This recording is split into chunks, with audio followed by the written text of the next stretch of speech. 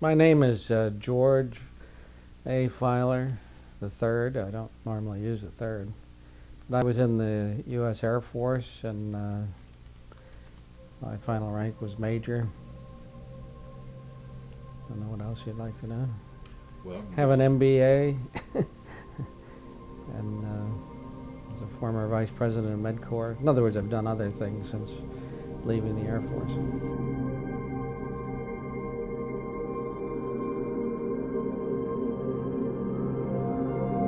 I was a navigator in various aircraft, tanker and transport aircraft.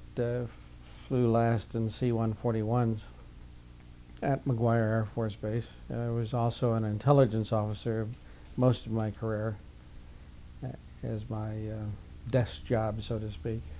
And I, in that period, frequently, briefed generals and congressmen on our capabilities and the threat to our forces. Well, I was normally, like I mentioned, a briefing officer, and I would come to work 4 o'clock or so in the morning. And on the morning of January 18th, 1978, I drove through the main gate at McGuire, and I noticed that there was red lights out on the runway, and that probably something was going on out on the runways there because of all the red lights and like police cars and fire trucks and so on. And didn't think too much about it until I got to 21st Air Force Command Post, is where I worked, and I would go in there and prepare a briefing for what the was your position there? generals. I was a Deputy Director of Intelligence for 21st Air Force, which controlled, well, half the military aircraft and flew the presidents and various VIPs and from the Mississippi River around to India. We had some 300 aircraft, and we were flying all kinds of missions, submarine crews, almost anything that had to do with the military airlift we accomplished. And this particular morning, when I went into the command post, I was met by the head of the command post, and he said that it's been a very exciting evening, that we've had UFOs in the, over the McGuire all night, and that one had apparently landed or possibly crashed at Fort Dix, and that when a military policeman came upon the alien, that he had pulled out a gun and shot them. And I said, a foreigner, an alien? I was a little bit confused by him saying alien. He says, no, an alien from outer space. He was very specific about the fact that an alien from outer space had been shot at Fort Dix, and that it had run away after being wounded and headed for McGuire. Now, McGuire and Fort Dix just have a fence between them, and this alien supposedly climbed the fence or went under it or whatever and got to McGuire and died out on the end of the runway. And the security police were out there and had captured the body, so to speak, and were guarding it. And he said that a C-141 from Wright-Patterson was coming in to pick up the plane. Now that made me stand up because I didn't realize that Wright-Patterson had C-141s. I thought Military Airlift Command was the only one who owned C-141 aircraft. So I was like, my gosh, what's going on here? And he says, we want you to brief this at the, stand-up general briefing this morning and explain what happened to everybody. And I was like, do you want me to tell General Tom Sadler and everybody in the command post that, we captured an alien? And they said, yes, we want you to brief that this morning. Well, I did some checking around, and I called the 38th Military Airlift Wing Command Post to check with them to see if, in other words, the story was the same that I was getting. And they said yes, that they had heard that also, that this actually did happen, that an alien was found on the base. And later that morning, I was told that they decided not to brief it in the stand-up briefing. And so I didn't actually brief it. Now, the only other thing that was interesting is that that morning I carried what's code word down to the General Sadler's office, and I noticed some commotion going on in there, and that some of the security police people were there in rather disheveled and so on, and that General Sadler was a stickler for everybody looking perfect, and it was kind of surprising to see these people that obviously needed shaves and were in fatigues and so on there. So then I knew that that might tie into the story that I had heard. Now, after the briefing, I also went to the photo lab. Almost every day I went to the photo lab, because in your briefings you have, 4 screens, and you have to keep them all, filled up with pretty pictures and so on. And there they indicated that they had taken pictures of something extraordinary. And I said, well, let me see them. And the sergeant was handing it to me, and his master sergeant says he can't see those. So all I know is that they had some pictures that I wasn't allowed to see. But normally, being the general's briefer, I had never been, stopped from seeing any pictures that they had previously. There is nuclear assets on the base that they used to carry weapons back and forth to Europe and so on. I had done some checking around because I became interested. I talked to one of the security policemen who claims to have been out there, and he indicated that he essentially saw a small body that could have been like a child, but it seemed to have a larger than normal head. Now, one interesting thing is many of the key personnel on the base at that time who had a connection to this were quickly transferred from the wing commander on down, indicating that if you knew something, they tended to split you up, so to speak, so you couldn't talk about it. Within a matter of weeks or whatever. Now, the security policeman told me that he was transferred within a few days. Matter of fact, he was taken to Wright-Patterson within the day or two and debriefed by a number of people and essentially told not to talk about it anymore. Now, his story to me was that, they heard this going on the radios, and they heard that this chase was on, that the alien had been shot at Fort Dix and they were chasing it towards McGuire. At least for whatever reason, it chose to run towards McGuire Air Force Base, and that both the state police and the military police were, you might say, chasing this person or alien, whoever it was. They came from what looked like a UFO. As I understand it, was a disc-shaped craft. They indicated to me that the UFOs had been in the area for quite some time that evening, and that they had them on radar, and that the tower operator had seen them, and some of the other aircraft in the area had apparently seen them as well. 6 or 8 people guarding the body, and then there was the commander of the security police unit, and then we were told, a few of us in the command post, and I assume that General Sadler was briefed about it.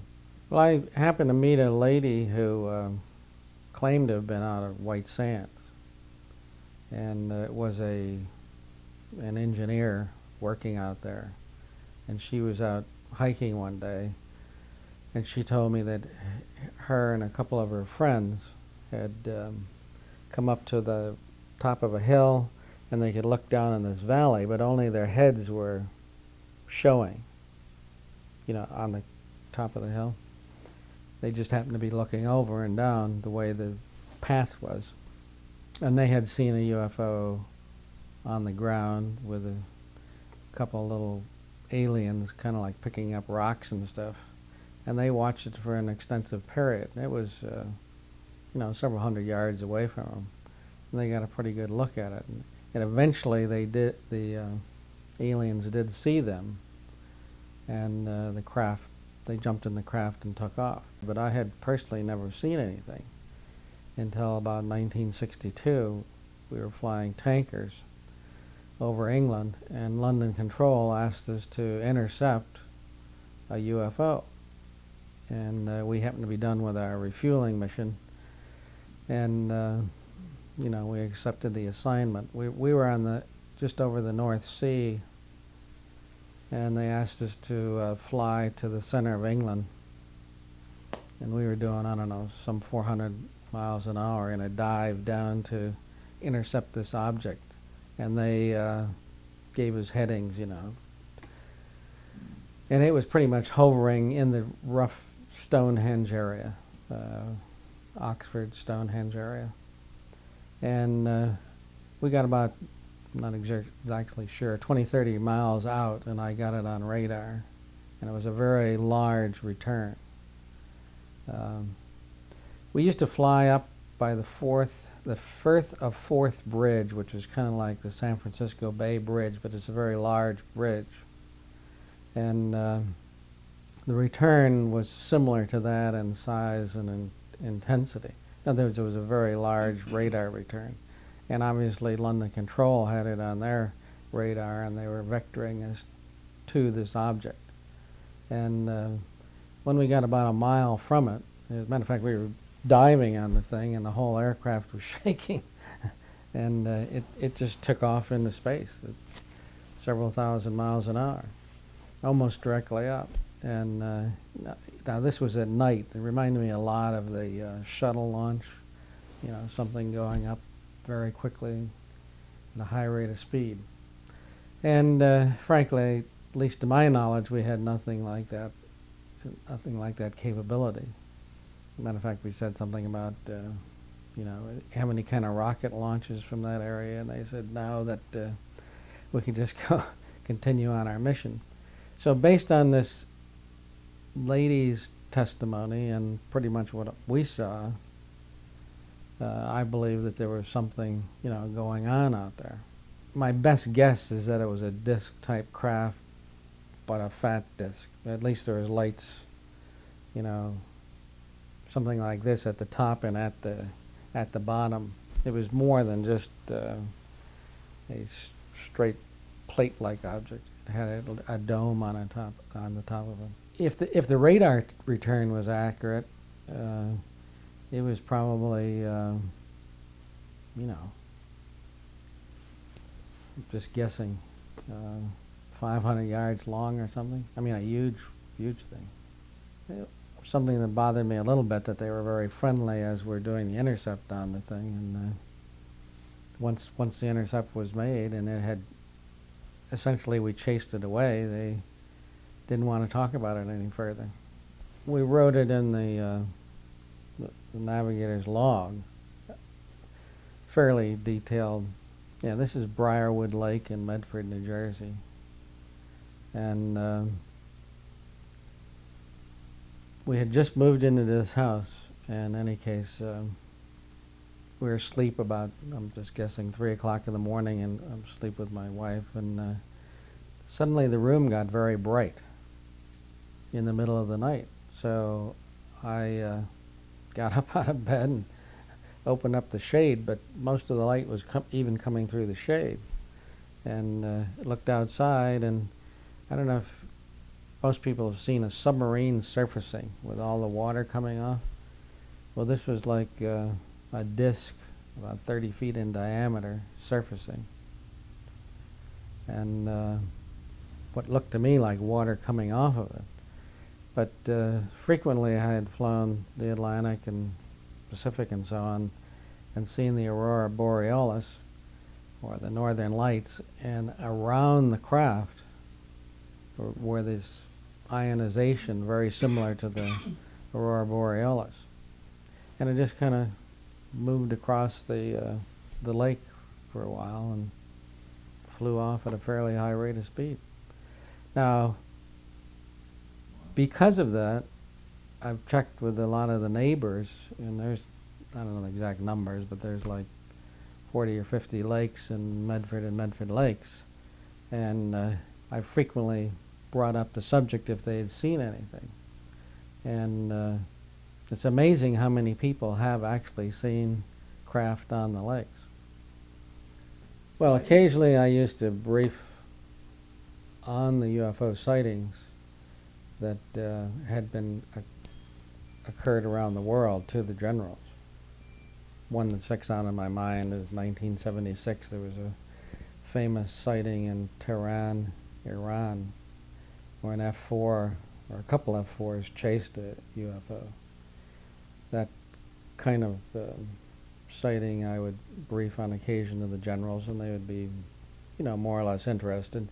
Then someone would stop by and say, well, I had my sighting.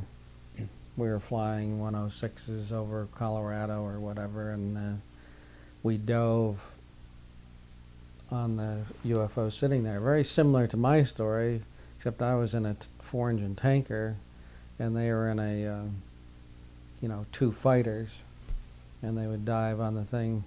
At that time, this particular colonel was telling me that the F-106 had set the world's record for speed, and they had these aircraft going as fast as they could, so to speak, diving on this UFO that was hovering in a valley in Colorado. And just like us, when they got near the craft, it took off and left them standing still, and they were doing like 1,500 or something, whatever the top speed was at that time for these aircraft in a dive. That these who is flying these have this capability that is far beyond anything we've had for years and years. I think even today, something, at least in my opinion, non-human, that has a different form of propulsion and is coming here and doing reconnaissance and taking minerals or whatever it is that they happen to be doing. There are things going on, and they are being seen.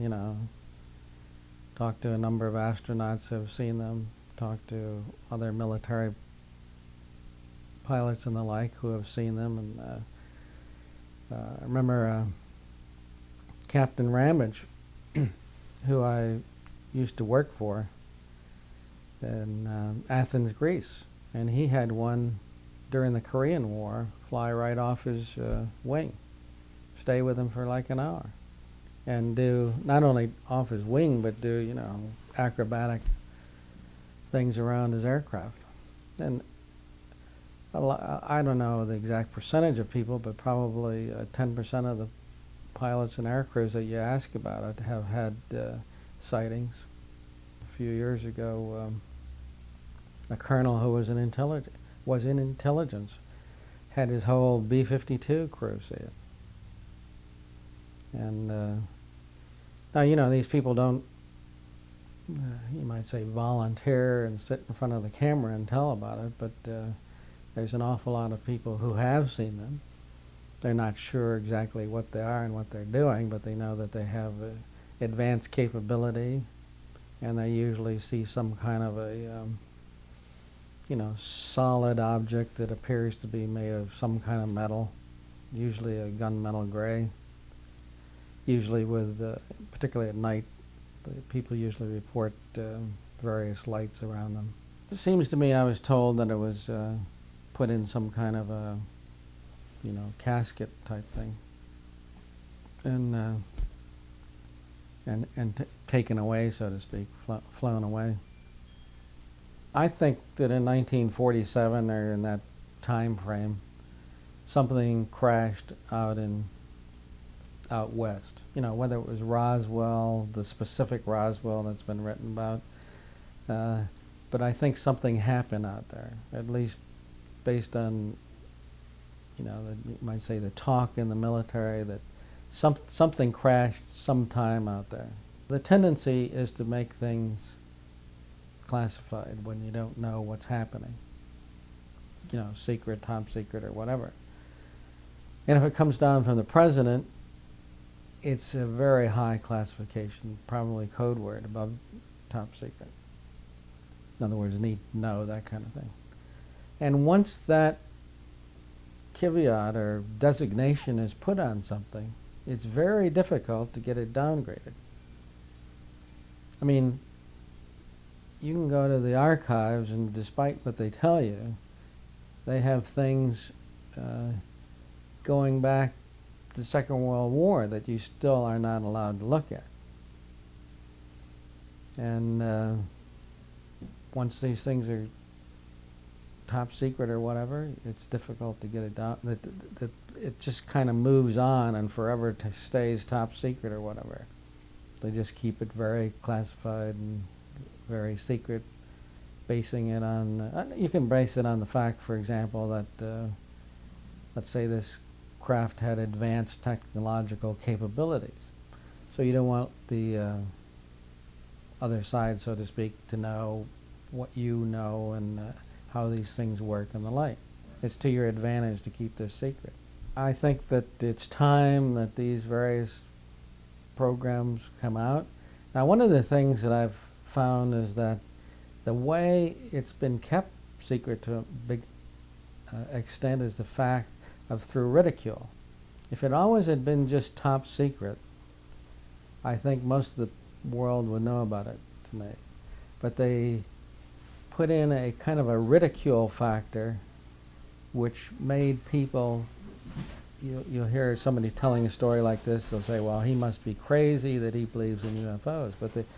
And they brought this out. When anyone saw anything, you know, there'd be two people, we'll say one has funny hair and looks wild and so on, and the guy standing next to him is a police officer. Well, they always interviewed the wild guy and never put the police officer on the screen. My experience has been an awful lot of policemen have seen these, an awful lot of FBI have seen these, an awful lot of military has seen it, and he might have the, like, at times I used to carry nuclear weapons.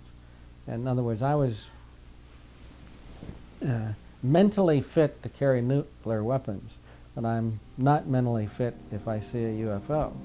Well, this criticism and this ridicule has, I think, done more to keep the story coming out than almost anything else. There was indeed a solid, structured craft in the air. It was traveling at a phenomenal speed compared to the envelope, as it were, of our own fighters. So jets were launched, and indeed the pilots did manage to close and get a visual sighting on